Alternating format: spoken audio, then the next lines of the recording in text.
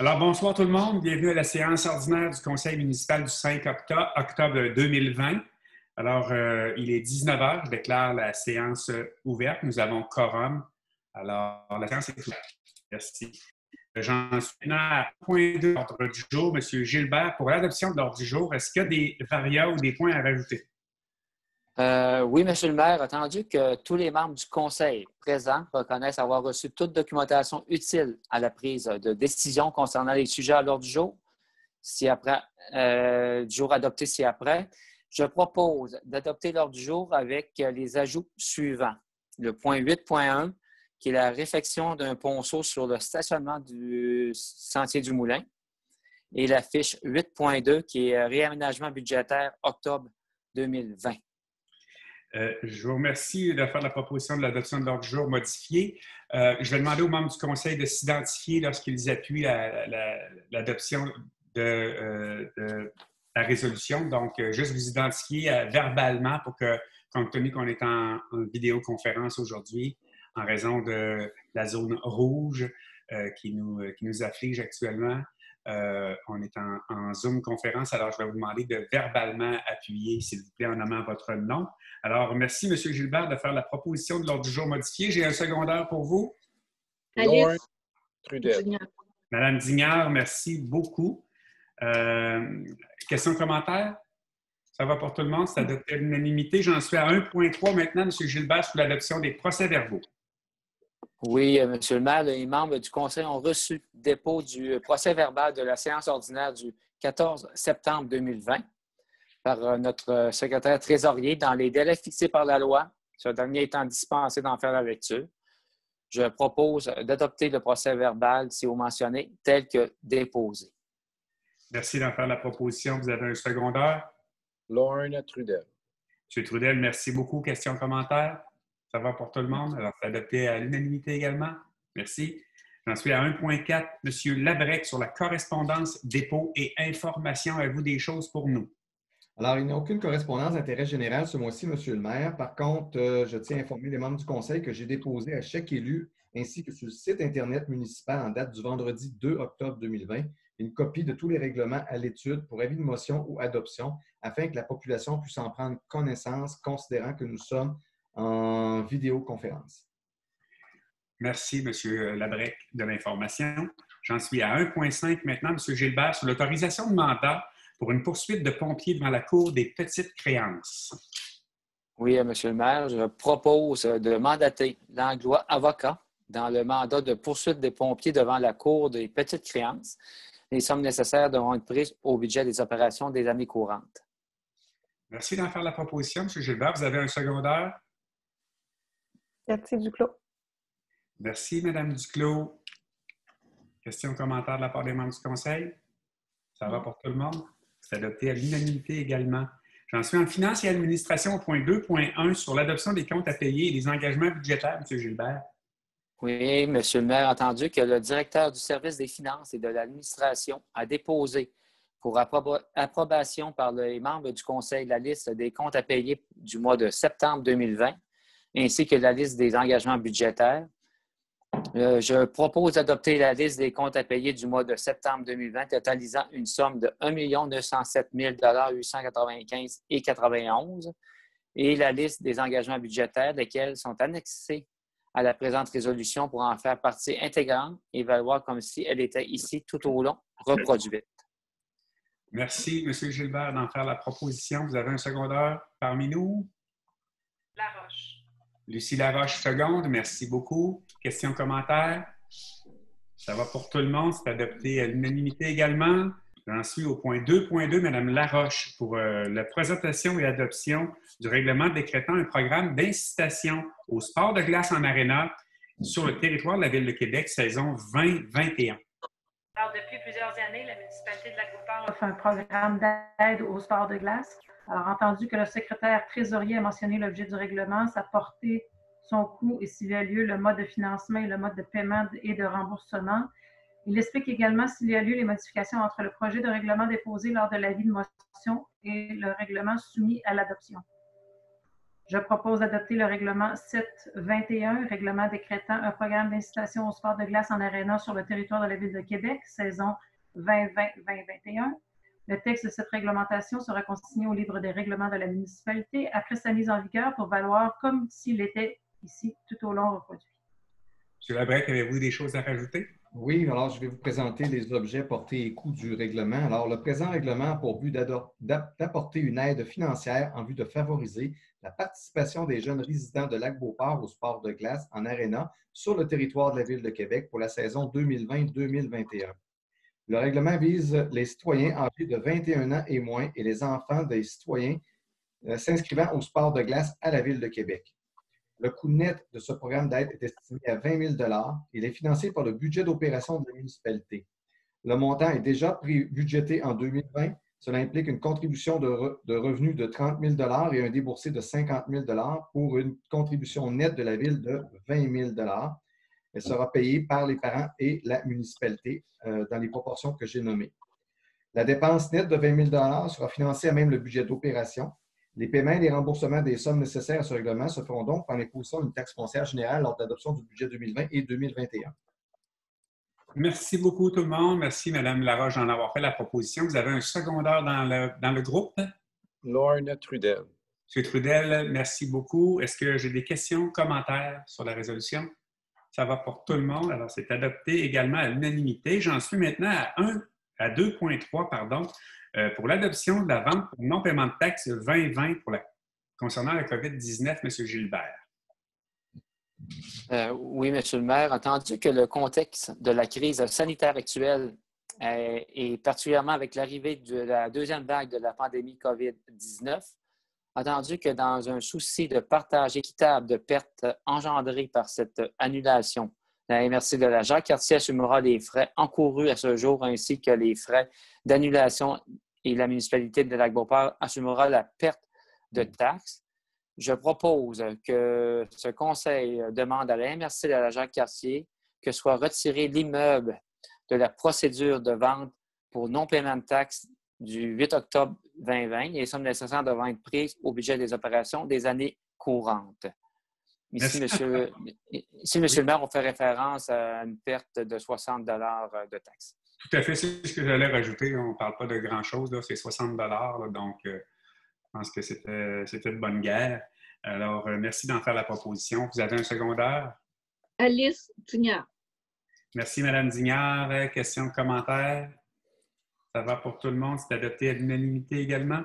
J'en suis maintenant en direction générale pour l'engagement, le remplacement temporaire, de la coordonnatrice à la programmation de loisirs, automne 2020, hiver 21, M. Gilbert. Oui, M. le maire. Entendu les recommandations de la directrice du service des loisirs, de la culture et de la vie communautaire, je propose d'engager en date du 5 octobre 2020 Mme Marie-Pierre Tremblay à titre de remplacement temporaire, coordonnatrice à la programmation de loisirs automne 2020 et hiver 2021 à l'échelon 7 des conditions salariales, et ça jusqu'au 16 avril 2021. Mme Marie-Pierre Tremblay bénéficiait des mêmes conditions de travail que le personnel à temps plein et reprendra ses fonctions saisonnières au 16 avril 2021. Toutes les autres conditions sont celles prévues aux conditions de travail en vigueur. Les sommes nécessaires devront être prises aux opérations des années courantes. Merci, M. Gilbert, d'en faire la proposition. Vous avez un secondaire? Lorne Trudel. Madame Duclos, merci beaucoup. Vous avez dépassé Mme Laroche d'une demi-seconde au fil d'arrivée. Alors, est-ce que j'ai des questions et commentaires? Si ça va pour tout le monde, ça sera adopté à l'unanimité. Merci beaucoup. J'en suis maintenant en 3.2. M. Gilbert, en nomination par intérim d'un directeur du service de la protection contre l'incendie. Oui, M. le maire, c'est suite au départ du directeur Dion du service de protection contre l'incendie. Les entrevues ont eu lieu la semaine dernière, le 1er octobre, pour combler le poste de directeur par intérim là, à l'interne. Donc, entendu la démission du directeur du service de la protection contre l'incendie, M. Danny Dion, entendu que ce conseil souhaite nommer un directeur par intérim, attendu que les recommandations du Comité de ressources humaines, je propose que ce conseil nomme M. Éric Richard en date du 10 octobre 2020 à titre de directeur par intérim du service de la protection contre l'incendie à l'échelon 8 des conditions de travail, et ça jusqu'au plus court terme suivant soit la date d'engagement d'un nouveau directeur ou jusqu'au 5 avril 2021. Toutes les autres conditions sont celles prévues aux conditions de travail des cadres 2017-2021. Les sommes nécessaires devront être prises au budget des opérations des années courantes. Merci beaucoup, M. Gilbert, d'en faire la proposition. Alors, j'ai besoin d'un secondaire, s'il vous plaît. Lorne Trudel. Merci, M. Trudel. Des questions, commentaires sur la nomination du chef par intérim, M. Richard? Alors, c'est adopté à l'unanimité. Merci beaucoup. J'en suis à 3.3 maintenant, M. Gilbert, pour l'adoption de l'organigramme en 3.3, oui, par l'adoption de l'organigramme municipal 21, M. Gilbert. Oui, M. le maire, les principaux changements à l'organigramme, c'est en fait l'unification du service des permis et inspections avec celui de l'urbanisme. Donc, il y aura maintenant un seul directeur pour ces deux services. De plus, là, on a créé une division matière résiduelle sous le service des travaux publics. Donc, entendu que le Conseil juge opportun d'actualiser l'organigramme municipal afin de l'adapter aux réalités et besoins de l'organisation, entendu les recommandations du Comité de ressources humaines, je propose d'adopter l'organigramme municipal 2021 tel que déposé. Merci beaucoup, M. Gilbert, d'en faire la proposition. Vous avez un secondaire parmi nous? Laroche. Lucie Laroche, seconde. Merci beaucoup. Questions, commentaires de la part des membres du Conseil? Ça va pour tout le monde, alors c'est adopté également. Maintenant, en travaux publics, M. Trudel, en 4.1, mandat d'ingénierie pour le 23 chemin de la Cime. Oui, je propose d'augmenter à 10 000 $ le budget accordé par la résolution 253-2020 pour mandater un ingénieur pour produire les études, plans et devis nécessaires à la modification de l'écoulement de l'eau de voirie face au 23 chemin de la Cime. Les sommes nécessaires devant être prises au budget d'opération des années courantes après le réaménagement budgétaire suivant, conformément au tableau que vous avez entre les mains. Merci beaucoup, M. Trudel, d'en faire la proposition. Vous avez un secondaire? Alice Dignard, merci. Merci beaucoup, Mme Dignard, d'en faire, de seconder le tout. Questions, commentaires de la part des membres du Conseil? Ça va pour tout le monde, alors c'est adopté à l'unanimité. J'en suis à 4.2, M. Trudel, toujours, pour l'autorisation de mandat pour un avenant au contrat de réfection du ponceau 303, chemin du Tour du Lac. Oui, attendu les recommandations du directeur du service des travaux publics et infrastructures, je propose d'autoriser le directeur du service des travaux publics et infrastructures à mandater ARPO Groupe Conseil pour avenant au contrat de réfection du ponceau 303, chemin du Tour du Lac, pour un montant maximum de 22 500 $ plus taxes. Les sommes nécessaires devant être prises au fonds de roulement remboursable sur 2 ans à partir de 2021. Merci d'en faire la proposition, M. Trudel. Vous avez un secondaire? Guy Gilbert. Merci, M. Gilbert. Questions, commentaires? Ça va pour tout le monde, c'est adopté à l'unanimité. J'en suis à 4.3 maintenant, M. Trudel, toujours, à l'autorisation de mandat pour un avenant au mandat de conception des bacs à sédiments. Un poteau et réforme de la poussée sur la coupée. Oui, alors attendu à les recommandations du directeur du service des travaux publics et infrastructures, je propose d'autoriser le directeur du service des travaux publics et infrastructures à mandater CHG Groupe Conseil pour avenant au mandat de conception des bacs à sédiments d'un ponceau et réfection de la chaussée sur le chemin de la coulée pour un montant maximum de 7 200 $ plus taxes. Les sommes nécessaires devant être prises au règlement d'emprunt 718. Merci beaucoup, M. Trudel. Vous avez un secondaire? Cathy Duclos. Merci, Mme Duclos. Questions, commentaires? Ça va pour tout le monde? C'est adopté à l'unanimité également. J'en suis à 4.4 maintenant sur l'autorisation de mandat pour le déneigement des chemins publics du secteur nord, saison 2020 à 2025. M. Trudel. Oui, alors attendu qu'un appel d'offres public numéro 521 a été produit pour déneigement des chemins publics du secteur nord saison 2020 à 2025. Attendu les recommandations du directeur du service des travaux publics et infrastructures, je propose d'autoriser le directeur du service des travaux publics et infrastructures à mandater le plus bas soumissionnaire conforme tel que décrit au document d'appel d'offres numéro 20-521. Le soumissionnaire retenu est Entreprise forestière Serge Bureau, incorporée, pour un montant de 98 014,35 $. Les sommes nécessaires devant être prises au budget d'opération des années courantes. Merci, M. Trudel, d'en faire la proposition. Vous avez un secondaire par ami de groupe. Alice Dignard. Merci, Mme Dignard. Questions, commentaires? Ça va pour tout le monde? C'est adopté. J'en suis à 4.6 maintenant sur l'autorisation de dépenses. Sur 4.5. Pardon, sur la description technique, plan cadastre du chemin de la rampe, M. Trudel. Attendu les recommandations du directeur du service des travaux publics et infrastructures, je vous propose d'autoriser le directeur du service des travaux publics et infrastructures à mandater DLT Arpenteur Géomètre pour description technique, plan cadastre, chemin de la rampe, afin d'acquérir les terrains nécessaires aux travaux de réfection et égouts pluvial. De mandater Mme Nancy Lavoie pour préparer les actes d'acquisition, d'acquérir et payer ces superficies de terrain au coût de la valeur au rôle d'évaluation municipale 2020, d'autoriser le maire et le directeur général et secrétaire trésorier à signer tout document pertinent à cet effet, les sommes nécessaires devant être prises au règlement d'emprunt 687 et 703. Merci d'en faire la proposition, M. Trudel. Vous avez un secondaire? Laroche. Lucie Laroche, vous seconde. Questions, commentaires de la part du groupe? Ça va? Pour tout le monde, c'est adopté à l'unanimité. En 4.6, M. Trudel, toujours, l'autorisation de dépenses pour la réfection des chaussées locales. Oui. Alors, attendu les recommandations du directeur du service des travaux publics et infrastructures, je propose d'autoriser le directeur du service des travaux publics et infrastructures à engager des dépenses pour réaliser le projet de réfection des chaussées locales pour un montant maximum de 93 500 $ plus taxes. Les sommes nécessaires devant être prises au règlement d'emprunt 718. Merci d'en faire la proposition, M. Trudel. Alors, j'ai besoin d'un secondaire. Alice Laroche. Madame Dignard, merci beaucoup. Questions, commentaires sur la réfection des chaussées locales? Ça va pour tout le monde? C'est adopté également.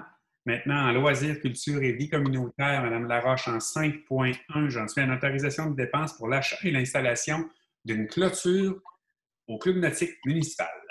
Oui, alors pour le prolongement de la clôture qui est existante déjà cette année, on va la prolonger. Alors, il est proposé et je propose d'autoriser la directrice du service des loisirs, de la culture et de la vie communautaire à engager des dépenses pour réaliser le projet d'achat et installation d'une clôture club nautique municipal pour un montant maximum de 5 500 plus taxes. Les sommes nécessaires doivent être prises au budget d'opération des années courantes après le réaménagement budgétaire suivant. Alors, le poste 02 194 00 999, on va faire un débit de 6 350 pour enfin créditer le poste 02 701 44522. Merci d'en faire la proposition, Mme Laroche. Vous avez un secondaire? Lorne Trudel. Monsieur Trudel, merci beaucoup. J'en suis maintenant à... Est-ce qu'il y a des questions, commentaires par rapport à la résolution? Ça va pour tout le monde? C'est adopté. En 5.2, maintenant, j'en suis à l'autorisation de paiement, Mme Laroche, pour l'Association du soccer de Lac-Beauport. Et alors, ils ont assumé les frais de nettoyage et désinfection des toilettes du chalet des loisirs cet été.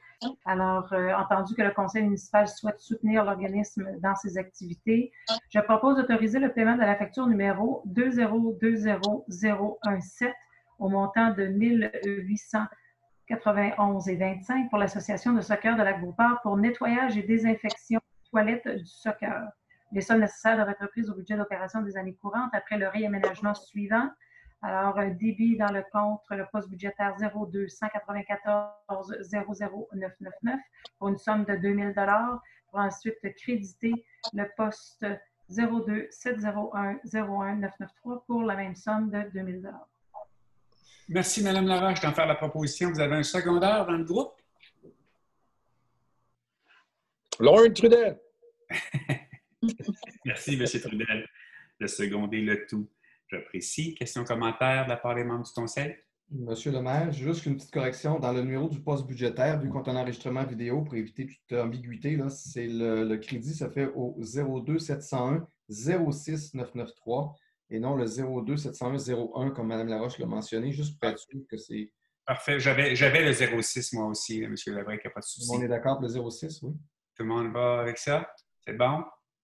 Alors, c'est accepté et adopté à l'unanimité. Merci beaucoup de la précision, M. Labrec. En 5.3, maintenant, Mme Laroche, sur l'autorisation de dépenses pour la modification d'une fenêtre au sentier du Moulin. Alors, il faut comprendre que la dépense va se faire par rapport à la municipalité, mais elle va être refacturée au sentier du Moulin. Alors, c'est une nouvelle fenêtre qu'ils veulent faire pour l'accueil. Entendu les recommandations de la directrice du service des loisirs, de la culture, de la vie communautaire, je propose d'autoriser la directrice à engager des dépenses pour réaliser le projet de modification d'une fenêtre accueil Sentier du Moulin pour un montant maximum de 5 400 $ plus taxes. Les sommes nécessaires devraient être prises au budget d'opération des années courantes et refacturées à l'organisme Société des Sentiers du Moulin, Inc. Merci, Mme Laroche, d'en faire la proposition. Vous avez un secondaire. Guy Gilbert. Merci, M. Gilbert. Questions, commentaires? Ça va pour tout le monde. C'est adopté à l'unanimité. Merci. En urbanisme et développement durable, Mme Dignard, en 6.1, j'en suis à l'autorisation de permis pour la conformité au règlement 09-198 sur les plans d'intégration et d'implantation architecturale, communément appelés les PIA, Mme Dignard. Oui, on a juste un cas aujourd'hui. C'est attendu conformément au règlement sur les plans d'implantation et d'intégration architecturale numéro 09-198. La réalisation d'un permis requiert l'approbation du conseil municipal. Attendu que le comité consultatif d'urbanisme a analysé les plans et documents et qu'il a émis une recommandation favorable pour ce projet, je vous recommande d'autoriser l'émission du permis suivant. Le numéro de la demande est 2019-00824. C'est une demande de PIA pour la construction à l'intérieur d'un secteur de forte pente et des bandes de protection. L'adresse, c'est le 65 chemin du Moulin sur le lot 2 611 480. Je vous mentionne également que cette acceptation ne porte que sur l'objet décrit en fonction du règlement. Il n'autorise en aucun temps toute dérogation à la réglementation municipale et d'urbanisme, qu'aucun permis ne doit être émis avant que le service des permis et d'inspection ait à analyser la demande de permis et affirme que la demande est en tout point conforme aux normes et règlements municipaux. Je vous en fais la recommandation. Merci beaucoup, Mme Dignard. Vous avez un secondaire? Laroche. Lucie Laroche, seconde. Merci beaucoup. J'ai des questions, commentaires de la part des membres du Conseil? Ça va pour tout le monde. C'est adopté à l'unanimité. J'en suis au 6.2, Mme Dignard, maintenant pour le prolongement d'un permis 2016-01-158 pour la construction d'une résidence unifamiliale. Oui, attendu que M. Stéphane Huot a demandé au conseil municipal de prolonger la validité de son permis de construire pour une période additionnelle de 12 mois sur sa propriété située au 32 chemin du canton. Je vous propose de prolonger la dite validité du permis de construction de sa résidence unifamiliale, d'un projet de résidence unifamiliale. Le permis, vous l'avez nommé, M. Maire, porte vraiment le numéro 2016-01158, le lot 5 438 311 pour une période supplémentaire de 12 mois, soit finalement jusqu'au 9 octobre 2021. Merci, oui, merci, Mme Dignard, d'en faire la proposition. Vous avez un appui? Guy Gilbert. Merci, M. Gilbert, de seconder le tout. Questions, commentaires de la part des membres du Conseil? Ça va pour tout le monde, c'est adopté à l'unanimité. J'en suis à 6.3 maintenant, Mme Dignard, sur la dérogation mineure du 45 chemin des Tisons. Oui, je vais vous présenter la dérogation. Vous avez un document qui suit cette demande. La dérogation concerne 45 chemins des Tisons, le lot 1 820 434. Vous avez vu la localisation, la vue aérienne de la propriété.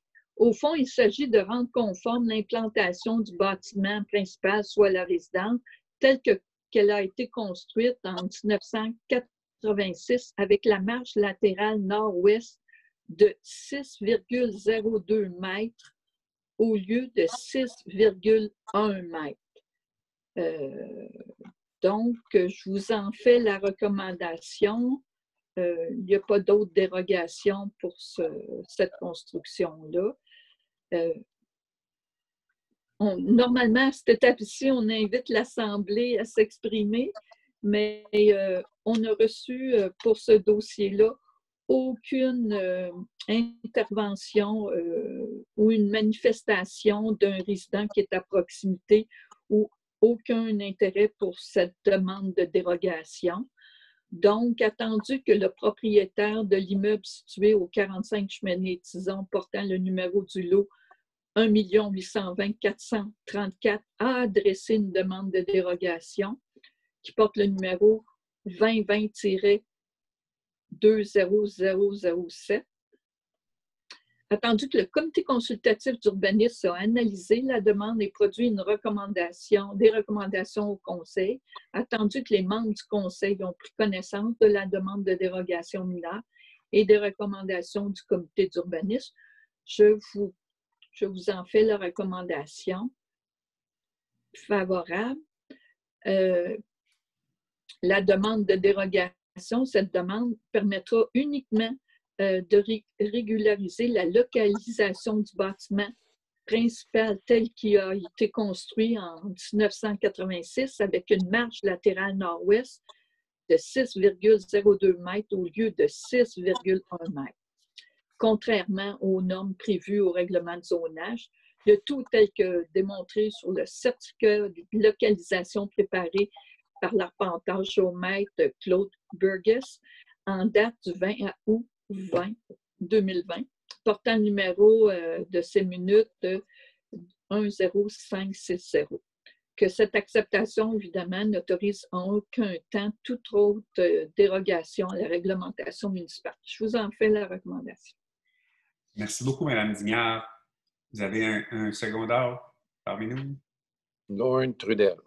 Merci, M. Trudel, de seconder le tout. Questions, commentaires? Ça va pour tout le monde, alors c'est adopté à l'unanimité. J'en suis maintenant à 6.4, Mme Dignard, pour l'adoption pour un revêtement extérieur au 10 chemin du Grand Bornand. Oui. Attendu cette fois-ci que lors du traitement d'une demande de permis pour la construction de la résidence unifamiliale au 10 chemin du Grand Bornand, dans la zone HU-266, dans le développement du Mont-Castin, l'utilisation d'un revêtement d'acier imitant le bois a été autorisée, malgré la norme actuelle qui l'interdit, c'est l'article 261. Donc, attendu l'arrêt des travaux d'installation du revêtement et attendu l'approche de l'hiver causerait énormément de dommages et de préjudices importants au bâtiment, attendu que la municipalité va régulariser la situation par l'adoption d'un règlement correctif, je vous propose d'autoriser la poursuite des travaux au 10 chemin du Grand Bornand, conformément au permis de construction émis par le service d'urbanisme. Donc, en résumé, on fera une modification réglementaire pour permettre ce genre de revêtement qui imite tout à fait le déclin de bois. Merci beaucoup, Mme Dignard, d'en faire la proposition. Vous avez un secondaire? Lorne Trudel. Merci, M. Trudel. Questions, commentaires de la part du groupe? Ça va pour tout le monde. Alors, c'est adopté à l'unanimité. Merci beaucoup. Je passe maintenant le tout en protection contre l'incendie. M. Gilbert, pour l'adoption en 7.1 du rapport annuel de l'année 4 en sécurité incendie. Oui, M. le maire, finalement, c'est une obligation annuelle de déposer notre rapport d'activité.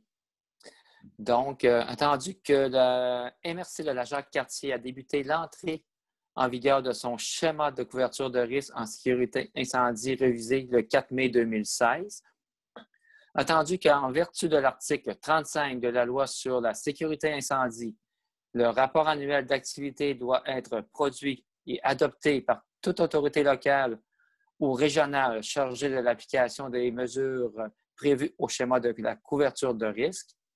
Entendu que le conseil municipal a pris connaissance du rapport actuel d'activité en sécurité incendie réalisé sur le territoire de la municipalité et l'adopte tel que déposé, je propose que le conseil municipal de la municipalité de Lac-Beauport adopte le rapport annuel d'activité en sécurité incendie réalisé sur son territoire municipal pour l'année 4 et qu'une copie de celui-ci soit acheminée au coordonnateur en sécurité incendie de la MRC de la Jacques-Cartier pour qu'il puisse le transmettre au ministère de la Sécurité publique. Merci, M. Gilbert, d'en faire la proposition. Vous avez un secondaire? Madame Duclos, merci beaucoup. Questions, commentaires? À part les mots du conseil, ça va pour tout le monde? C'est adopté à l'unanimité. Merci beaucoup. J'en suis à 7.2 maintenant, M. Gilbert, sur le non-maintien du lieu de résidence à moins de 8 km de la caserne de Lac-Beauport. Oui, M. le maire, entendu que M. Samuel Pelletier a été embauché par résolution, la résolution 272-2019 en date du 26 août 2019 comme pompier à temps partiel et qu'il devait avoir son lieu de résidence à moins de 8 km de la caserne dans un délai raisonnable. Entendu que M. Samuel Pelletier a pris possession d'un logement en date du 1er août 2020 à 10,5 km de la caserne par la route la plus rapide. Entendu que M. Carl Lheureux a été embauché par résolution 328-2014 en date du 3 novembre 2014 comme pompier à temps partiel et qu'il devait avoir son lieu de résidence à moins de 8 km de la caserne dans un délai raisonnable. M. Carl Lheureux demeure à plus de 10,5 km de la caserne par la route la plus rapide. Je propose d'accorder un délai de 120 jours en date de cette résolution pour permettre à M. Samuel Pelletier de régulariser son lieu de résidence à moins de 8 km de la caserne et à défaut de mettre fin à l'emploi de M. Samuel Pelletier comme pompier et membre du service de la protection contre l'incendie de la municipalité de Lac-Beauport au 2 février 2021 sans autre avis. D'accorder un délai de 120 jours en date de cette résolution pour permettre à M. Carl Lheureux de régulariser son lieu de résidence à moins de 8 km de la caserne et à défaut de mettre fin à l'emploi de M. Carl Lheureux comme pompier et membre du service de la protection contre l'incendie de la municipalité de Lac-Beauport au 2 février 2021 et sans autre avis. Voilà. Merci beaucoup, M. Gilbert, pour la proposition. Vous avez un secondaire? Laroche. Lucie Laroche au second. Questions, commentaires de la part des membres du conseil? Ça va pour tout le monde. C'est adopté à l'unanimité. Merci beaucoup. On est maintenant en point 8.1 au VARIA, M.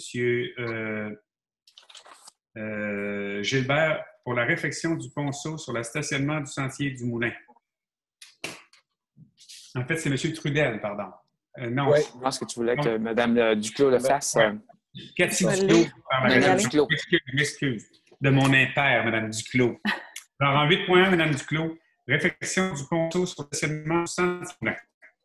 Oui, tandis qu'un appel d'offres sur invitation numéro 20-523 a été produit pour réfection du ponceau sur le stationnement du sentier du Moulin. Attendu que les recommandations du directeur du service des travaux publics et infrastructures, je propose d'autoriser le directeur du service des travaux publics et infrastructures à mandater le plus bas soumissionnaire conforme, tel que décrit au document d'appel d'offres numéro 20-523. Donc, c'est les entreprises Louville Inc. au montant de 56 785 avant taxes. Les sommes nécessaires devront être prises au fonds de parc au montant de 15 000 et le solde au règlement d'emprunt 686. Merci beaucoup, Mme Duclos, pour en faire la proposition. Vous avez un secondaire? Guy Gilbert.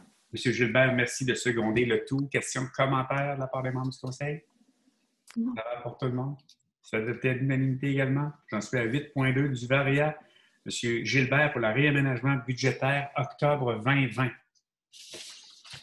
Oui, Monsieur le maire, entendu les recommandations du directeur du service des finances et de l'administration, je propose d'autoriser le directeur du service des finances et de l'administration à effectuer les réaménagements budgétaires qui sont annexés là, à notre fiche qu'on a devant nous, là, le tableau là, de poste budgétaire, de réaménager ce tableau-là au budget 2020, prévoyant un budget de 16 792 000 $, soit une augmentation des crédits budgétaires de 90 000 $.